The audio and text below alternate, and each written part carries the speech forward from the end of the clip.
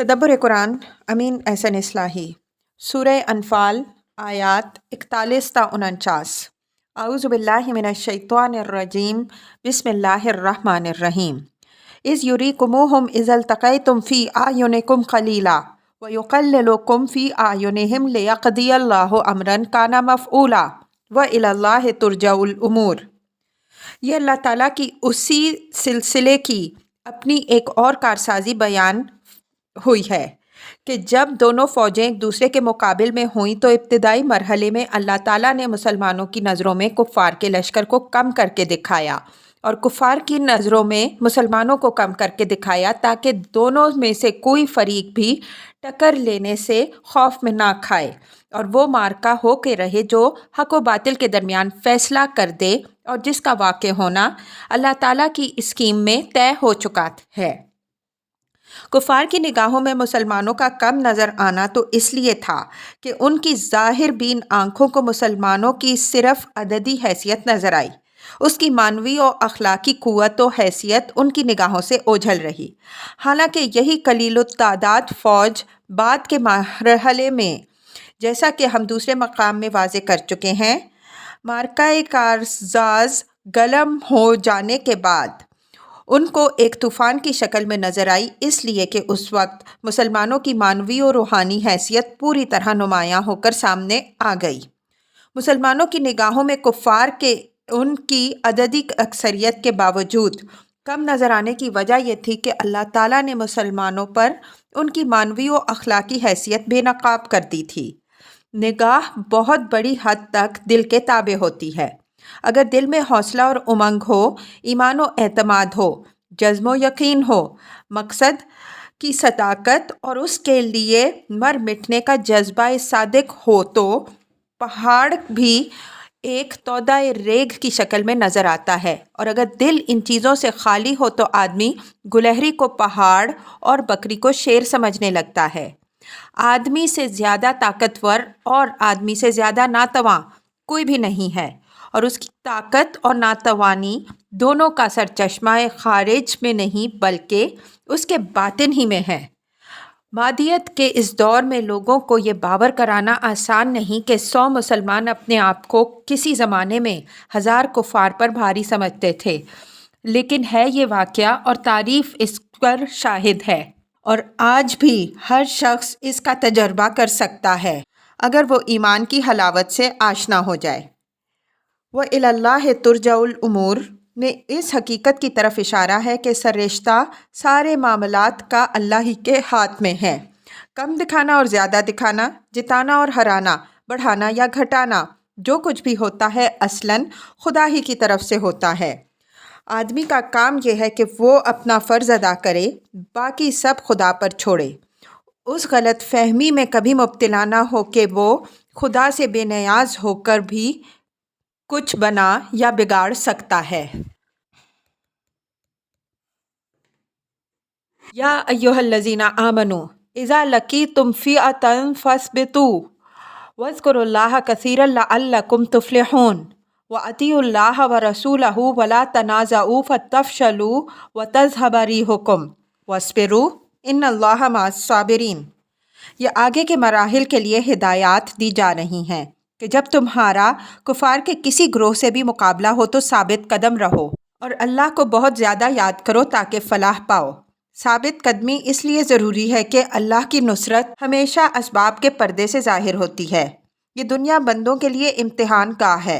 जब बंदे अपनी सलाहियत का सबूत देते हैं तो उसके पर्दे में अल्लाह की नुसरत ज़ाहिर होती है। बंदों को ये हक़ नहीं है कि वो बनी इसराइल की तरह खुदा का इम्तिहान करें कि ख़ुद तो घरों में बैठे रहें और खुदा से उम्मीद ये करें कि वो फ़तह करके कुंजियाँ उनके हवाले कर देगा, तब वो शहर में दाखिल हो जाएं। अल्लाह का ज़िक्र साबित कदमी का ज़रिया है। ऊपर हम ज़िक्र कर चुके हैं कि असली क़ुव्वत दिल की क़ुव्वत है और दिल की क़ुव्वत ईमान से हासिल होती है। यहाँ ये बताया जा रहा है कि ईमान सरसब्ज़ व शादाब ज़िक्र इलाही की झड़ी में रहता है। ये ज़िक्र इलाही यूँ तो सांस की तरह हर वक्त ईमानी ज़िंदगी के लिए ज़रूरी है, इसलिए कि इंसान हर वक्त शैतान से नबर्रद आज़मा है। لیکن حالات زیادہ صبر آزما ہوں تو یہ ذکر بھی زیادہ مقدار میں مطلوب ہو گیا۔ اسی وجہ سے یہاں کثیر کی قید لگی ہوئی ہے۔ لفظ فلاح ایک جامع لفظ ہے۔ یہ دنیا اور آخرت دونوں کی کامیابی پر مشتمل ہے۔ مجرد غلبہ تو ہو سکتا ہے کہ بغیر ذکر الہی کے بھی حاصل ہو جائے، لیکن وہ فلاح کا ذریعہ نہیں ہو سکتا۔ فلاح اسی غلبے سے حاصل ہوگی جس کا دروازہ ذکر الہی کی مدد سے کھلے گا، اور جس میں غلبہ حاصل کرنے والوں کو خدا کی معیت حاصل ہوگی۔ یہ امر یہاں ملحوظ رہے کہ کسی فوج کی ثابت قدمی میں اصلی عامل کی حیثیت ہمیشہ اس کے حوصلے ہی کو حاصل ہوتی ہے۔ اس چیز کی اہمیت جس طرح پہلے تسلیم کی گئی ہے، اسی طرح آج بھی تسلیم کی جاتی ہے۔ اسلام نے اللہ کی راہ میں جہاد کرنے والوں کے لیے حوصلہ برقرار رکھنے کا ذریعہ ذکر الہی کو بتایا ہے، اور حق یہ ہے کہ مومن کے اندر عزم اور حوصلے کا سرچشمہ یہی چیز ہے۔ وَأَطِیعُوا اللَّهَ وَالرَّسُولَ، یہاں اللہ اور رسول کی اطاعت کے عام مفہوم کے سوا اس کا ایک خاص مفہوم بھی پیش نظر ہے، یعنی دشمن کے مقابل میں کامل نظم اور کامل ڈسپلن کا ثبوت دو۔ جو حکم اللہ نے دیا ہے ان کی پوری اطاعت کرو، اور جو حکم رسول دے اس کی بھی بے چون و چرا تعمیل کرو۔ جس طرح دل ذکر الہی سے محروم ہو تو اس میں انتشار برپا ہو جاتا ہے، اسی طرح جماعت اگر اطاعت میں ڈھیلی ہو تو جماعت کا نظم درہم برہم ہو جاتا ہے، اور پھر اس کی ہوا اکھڑ جاتی ہے۔ وَلَا تَنَازَعُوا فَتَفْشَلُوا وَتَذْهَبَ رِيحُكُمْ، اسی بات کو منفی پہلو سے واضح فرما دیا کہ اللہ اور رسول کے دیے ہوئے احکام سے اختلاف نہ کرنا اور نہ جماعت میں انتشار برپا کرنا، ورنہ اس کا لازمی نتیجہ یہ ہوگا کہ تمہارے حوصلے پست ہو جائیں گے اور تمہاری ہوا اکھڑ جائے گی۔ یہی وہ ہدایت ہے جس کی غزوہ احد کے موقع پر ایک جماعت نے خلاف ورزی کی اور اس کا تلخ نتیجہ پوری جماعت کو بھگتنا پڑا۔ قرآن نے آل عمران میں اسی کا حوالہ دیا ہے۔ حتیٰ اذا فشلتم وتنازعتم فی الامر وعصیتم من بعد ما اراکم ما تحبون، 152، یہاں تک کہ جب تم حوصلہ ہار بیٹھے اور تم نے نبی صلی اللہ علیہ وسلم کے حکم میں اختلاف کیا اور تم نے نافرمانی کی بعد اس کے کہ اللہ نے تمہیں وہ چیز دکھا دی جس کو تم عزیز رکھتے تھے۔ وَاصْبِرُوا ان اللہ مع الصابرین، وہی بات جو اوپر فَاصْبِرُوا کے لفظ سے فرمائی ہے، یہاں وَاصْبِرُوا کے لفظ سے فرمائی ہے۔ البتہ اوپر والی بات افراد کو پیش نظر رکھ کر فرمائی گئی ہے اور یہ جماعت کو پیش نظر رکھ کر ارشاد ہوئی۔ مطلب یہ ہے کہ خدا کی مدد و نصرت اور اس کی معیت کے طالب ہو تو اپنی جماعتی کردار سے اس کا استحقاق پیدا کرو۔ خدا منتشر بھیڑ کا ساتھ نہیں دیتا بلکہ ان لوگوں کا ساتھ دیتا ہے جو اس کی راہ میں جہاد کے لیے بنیان و مرصوص بن کر کھڑے ہوں۔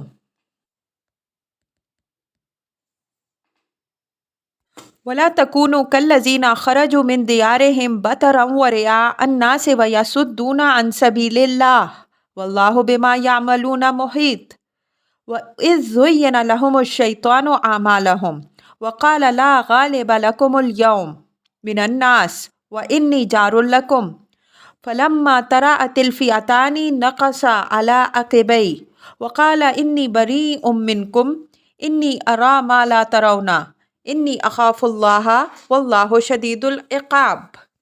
وَلَا تَكُونُوا كَالَّذِينَ خَرَجُوا مِن دِيَارِهِمْ بَطَرًا وَرِئَاءَ النَّاسِ وَيَصُدُّونَ عَن سَبِيلِ اللَّهِ، بطرہ کے معنی حق سے اکڑنے اور اس سے متکبرانہ منہ موڑنے کے ہیں۔ قرآن نے اس سے اس بد مستی اور سرکشی کو تعبیر فرمایا ہے جو اللہ کی نعمتیں پا کر کسی شخص یا گروہ پر طاری ہو جاتی ہے اور وہ شکر اور تواضع کے بجائے غرور اور طغیان میں مبتلا ہو جاتا ہے۔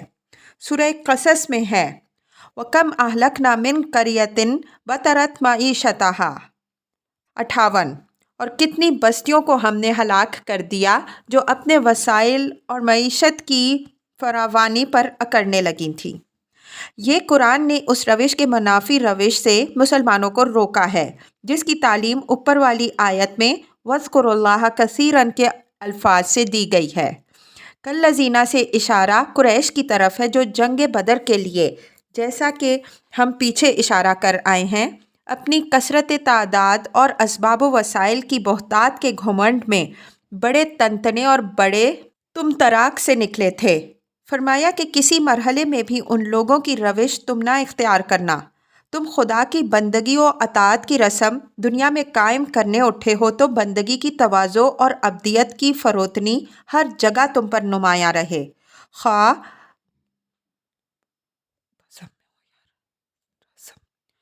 تم بزم میں ہو یا رزم میں۔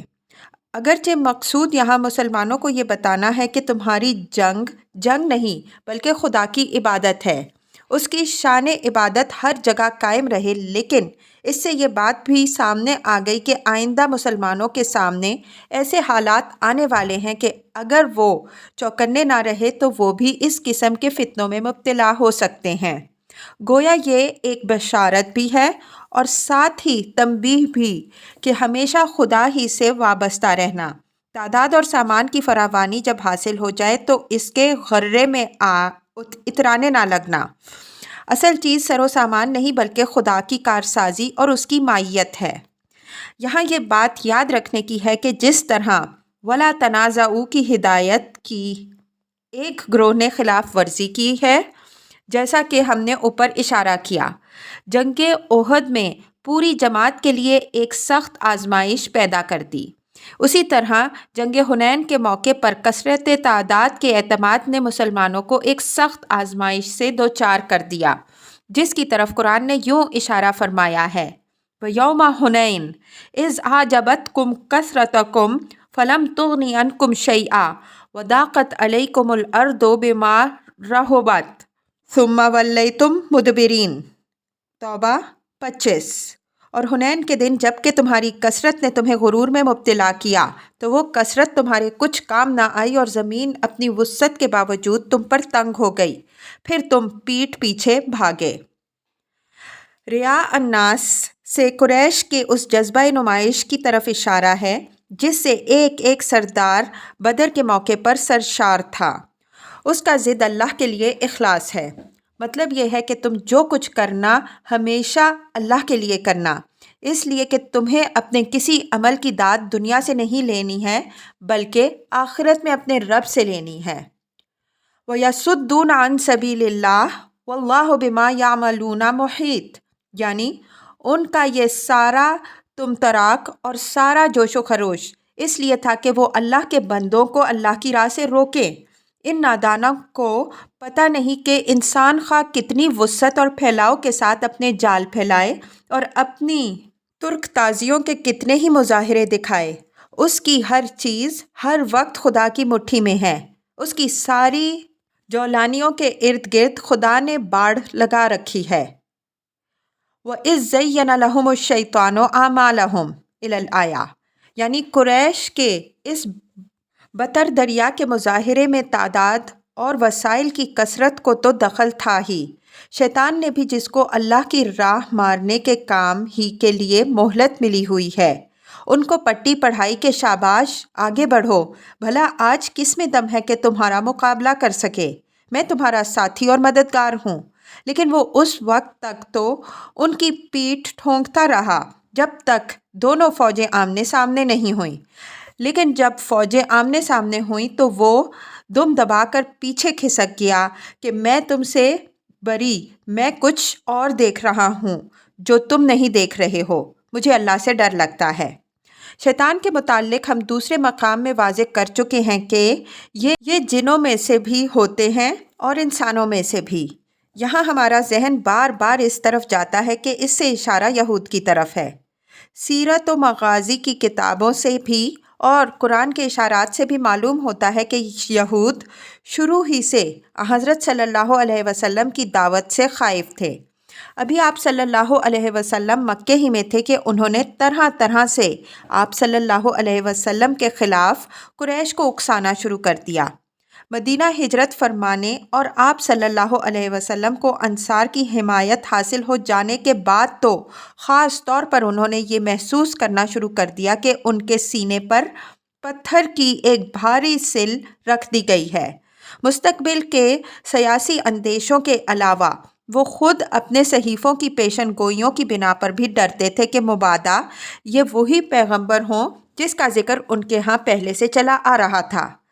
وہ اپنی قوم سے باہر کسی نبوت اور رسالت کو تسلیم کرنے کے لیے کسی قیمت پر تیار نہیں تھے، لیکن اپنی بزدلی کے سبب سے وہ آپ صلی اللہ علیہ وسلم کے خلاف براہ راست کوئی اقدام کرنے کی جرت بھی نہیں کر سکتے تھے۔ البتہ درپردہ وہ قریش کے لیڈروں کو بھی برابر اکساتے رہے اور مدینہ میں اوس و خزرج کے اندر بھی ساز باز کرتے رہے۔ ایسے حالات میں یہ بات بالکل قرینِ قیاس ہے کہ قریش نے قافلہ کی حفاظت کے بہانے جب مدینہ پر حملہ کی اسکیم بنائی تو اس میں یہود کا مشورہ بھی شامل رہا ہو اور انہوں نے قریش کو ورغلایا ہو کہ اول تو تمہاری بھاری جمعیت خود ہی مٹھی بھر مسلمانوں کو کچل دینے کے لیے کافی ہے، لیکن ضرورت ہوئی تو ہم بھی تمہاری مدد کو حاضر ہیں۔ اگرچہ یہود حضرت صلی اللہ علیہ وسلم کے ساتھ ایک معاہدے میں بھی شریک تھے، لیکن آگے اسی سورہ کی آیات 56 تا 57 کے تحت یہ بات واضح ہو جائے گی کہ انہوں نے اس کا کبھی پاس و لحاظ نہیں رکھا بلکہ برابر ریشہ دوانیوں میں مصروف رہے۔ البتہ اپنی روایتی بزدلی کے سبب سے انہوں نے سامنے آنے کی جرت کبھی نہیں کی۔ اس موقع پر انہوں نے قریش کو بڑھاوے تو بہت دیے، لیکن جب دونوں فریق ایک دوسرے کے مقابل میں آ گئے اور انہوں نے مسلمانوں کے حوصلے کو دیکھا تو دم ساتھ کر بیٹھ گئے۔ اس موقع پر ان کے اندر سمایا ہوا وہ خوف بھی نمایاں ہوا ہوگا جو حضرت صلی اللہ علیہ وسلم کی رسالت سے متعلق وہ اپنے دلوں میں رکھتے تھے اور جن کی نسبت ان کے صحیفوں کے ذریعے سے ان کے کانوں میں یہ بات پڑی ہوئی تھی کہ ان کے جلو میں ملائکہ کی فوجیں ہوں گی۔ وہ بات بھی یہاں یاد رکھیے جس کا ذکر ہم سورہ بقرہ میں کر آئے ہیں کہ بدر کی لڑائی اپنے نقشہ جنگ، اپنی تعداد اور مقصد کے اعتبار سے بنی اسرائیل کی اس جنگ سے مشابہ تھی جو سموئیل نبی کے عہد میں طالوت کی زیر قیادت جالوت سے لڑی گئی تھی۔ قرآن نے یہاں جو تمثیل یہود کی دی ہے بھی عینیہ یہی تمثیل ان منافقین کے لیے بھی استعمال کی ہے جو یہود ہی کے اندر سے تھے اور مسلمانوں کے اندر گھس کر یہود سے ساز باز بھی رکھتے تھے۔ یہ ان کو اطمینان دلاتے تھے کہ اگر مسلمانوں نے ان کے خلاف کوئی اقدام کیا تو وہ مسلمانوں کے بجائے ان کا ساتھ دیں گے، لیکن قرآن نے واضح کیا کہ یہ ویسا ہی فریب ہے جیسا شیطان ان لوگوں کو دیا کرتا ہے جو اس پر بھروسہ کرتے ہیں۔ چونکہ ان دونوں تمثیلات میں بڑی مشابہت ہے، اس وجہ سے ہم اس کو یہاں نقل کرتے ہیں تاکہ اس کی روشنی میں زیر بحث تمثیل اچھی طرح واضح ہو جائے۔ سورہ حشر میں منافقین کے ایک گروہ کا جو یہود میں سے تھا یہ کردار بیان ہوا ہے۔ أَلَمْ تَرَ إِلَى الَّذِينَ نَافَقُوا يَقُولُونَ لِإِخْوَانِهِمُ الَّذِينَ كَفَرُوا مِنْ أَهْلِ الْكِتَابِ لَئِنْ أُخْرِجْتُمْ لَنَخْرُجَنَّ مَعَكُمْ وَلَا نُطِيعُ فِيكُمْ أَحَدًا أَبَدًا وَإِنْ قُوتِلْتُمْ لَنَنْصُرَنَّكُمْ وَاللَّهُ يَشْهَدُ إِنَّهُمْ لَكَاذِبُونَ لَئِنْ أُخْرِجُوا لَا يَخْرُجُونَ مَعَهُمْ وَلَئِنْ قُوتِلُوا لَا يَنْصُرُونَهُمْ وَلَئِنْ نَصَرُوهُمْ لَيُوَلُّنَّ الْأَدْبَارَ ثُمَّ لَا يُنْصَرُونَ۔ حشر 11 تا 12۔ کیا تو نے ان لوگوں کو نہیں دیکھا جو منافق ہیں؟ وہ اپنے ان بھائیوں سے جنہوں نے اہل کتاب میں سے کفر کیا کہتے ہیں کہ اگر تم نکالے گئے تو ہم بھی تمہارے ساتھ نکلیں گے اور تمہارے بارے میں کسی کی کوئی بات نہیں مانیں گے، اور اگر تم سے جنگ کی گئی تو ہم تمہاری مدد کریں گے۔ اللہ شاہد ہے کہ یہ بالکل جھوٹے ہیں۔ اگر وہ نکالے گئے تو یہ ان کے ساتھ نہیں نکلیں گے، اور اگر ان سے جنگ ہوئی تو یہ ان کی مدد نہیں کریں گے، اور اگر مدد کریں گے تو منہ کی کھائیں گے، پھر ان کی مدد کہیں سے نہیں ہوگی۔ پھر ان منافقین کی تمثیل ان الفاظ میں بھی دی گئی: کمثل الشیطان اذ قال للانسان اکفر فلما کفر قال انی بریء منک انی اخاف اللہ رب العالمین فکان عاقبتہما انہما فی النار خالدین فیہا وذالک جزاء الظالمین۔ حشر 16 تا 17۔ ان منافقین کی مثال شیطان کی ہے جو انسان سے کہتا ہے کہ کفر کر، پھر جب وہ کفر کر بیٹھتا ہے تو کہتا ہے کہ میں تجھ سے بری الذمہ ہوں، میں اللہ عالم کے خداوند سے ڈرتا ہوں۔ تو ان دونوں کا انجام یہ ہے کہ وہ دوزخ میں ہمیشہ رہیں گے، اور یہی ظالموں کی سزا ہے۔ جس طرح یہاں یہودی منافقین کی تمثیل شیطان سے دی ہے، اسی طرح زیر بحث آیت میں اگرچہ ذکر شیطان کا ہے لیکن اشارہ یہود کی طرف ہے۔ تمثیل کے بجائے اشارہ و کنایہ کی صورت اس لیے اختیار فرمائی کہ یہود کی یہ ساری کارستانیاں ابھی پردے میں تھیں، اس وجہ سے قرآن نے بھی یہ چاہا کہ ابھی بات پردے ہی میں رہے، لیکن اشاروں کنایوں میں نقاب کے بعض گوشے اٹھا بھی دیے کہ یہود بھی جان لیں کہ اللہ ان کے کارناموں سے بے خبر نہیں ہے، اور مسلمان بھی متنبہ ہو جائیں کہ اس پردے میں کون چھپا ہوا ہے۔ یہاں خاص طور پر لا غالب لکم اليوم من الناس وانی جار لکم وانی اری ما لا ترون، اور بعض دوسرے فکروں پر غور فرمائیے تو اصل حقیقت واضح ہو جائے گی۔ شیطان کے متعلق یہ بات جو بیان ہوئی ہے کہ وہ انسان کو کفر پر اکسا کر خود یہ کہہ کر کنارہ کش ہو جاتا ہے کہ میں تم سے بری الذمہ ہوں، میں اللہ رب العالمین سے ڈرتا ہوں، یہ اس کے رویے، اس کے باطن کی تعبیر ہے۔ یہ بات شیطان زبان سے کسی کفر کرنے والے سے نہیں کہتا۔ اسی طرح یہاں یہود کے متعلق جو یہ بات بیان ہوئی کہ وقال انی بریء منکم انی اری ما لا ترون انی اخاف اللہ، یہ ان کے رویے اور ان کے ذہن کی تعبیر ہے، یہ نہیں ہے کہ انہوں نے یہ بات قریش سے الفاظ میں کہی ہو۔ قرآن نے جگہ جگہ قالا کا لفظ اس بات کے لیے استعمال کیا ہے جو آدمی کے دل کہتا ہے۔ یہود اپنے جوش حسد سے اندھے ہو کر یہ تو دل سے چاہتے تھے کہ قریش محمد صلی اللہ علیہ وسلم اور آپ صلی اللہ علیہ وسلم کے ساتھیوں کو ختم کر دیں، لیکن دل میں چونکہ چور بھی تھا کہ یہ اللہ کے رسول ہیں، ان سے ٹکرانا پہاڑ سے ٹکرانا اور اپنے آپ کو تباہ کرنا ہے، اس وجہ سے خود سامنے آنے کے لیے تیار نہیں تھے، چاہتے تھے کہ یہ خطرہ کوئی اور مول لے۔ یہاں یہ حقیقت بھی واضح ہوئی کہ دوسروں کو کسی جرم پر آمادہ کر دینا اور خود مجرموں کے ساتھ اس جرم کے لیے اس اندیشے سے نہ نکلنا کہ کسی لپیٹ میں نہ آ جائیں، یہ شیطانی تقویٰ ہے۔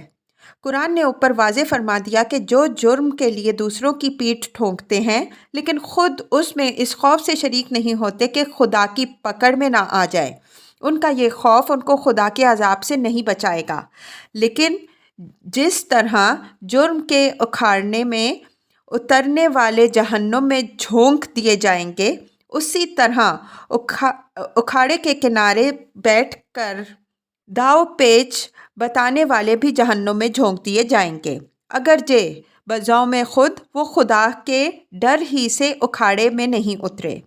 ان لوگوں کی مثال اس شخص کی سی ہے جو دوسروں کو تو چوری اور بدماشی کی تربیت دیتا ہے، لیکن خود اپنی تربیت دیے ہوئے چوروں اور بدماشوں کے ساتھ چوری اور بدماشی کے لیے اس ڈر سے نہیں نکلتا کہ کہیں پولیس کی گرفت میں نہ آ جائے۔ ظاہر ہے کہ قانون کے ایسے احترام کرنے والوں کو کوئی قانون نہیں بخشتا، بلکہ جب یہ زد میں آ جاتے ہیں تو یہ بھی اپنے مریدوں ہی کے انجام سے دوچار ہوتے ہیں، بلکہ ان پر کچھ زیادہ مار پڑتی ہے۔ یہی بات قرآن نے فَكَانَ عَاقِبَتَهُمَا أَنَّهُمَا فِي النَّارِ خَالِدَيْنِ فِيهَا والی آیت میں فرمائی ہے، جو سورہ حشر کے حوالے سے ہم نے اوپر نقل کی ہے۔ اس سے معلوم ہوا کہ یہود بھی مسلمانوں کے معاملے میں اسی شیطانی تقویٰ میں مبتلا تھے۔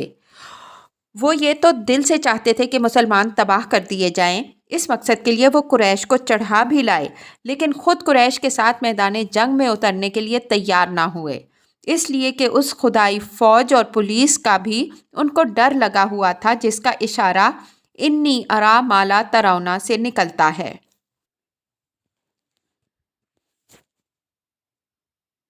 اذ یقول المنافقون والذین فی قلوبہم مرض غر ہؤلاء دینہم ومن یتوکل علی اللہ فإن اللہ عزیز حکیم۔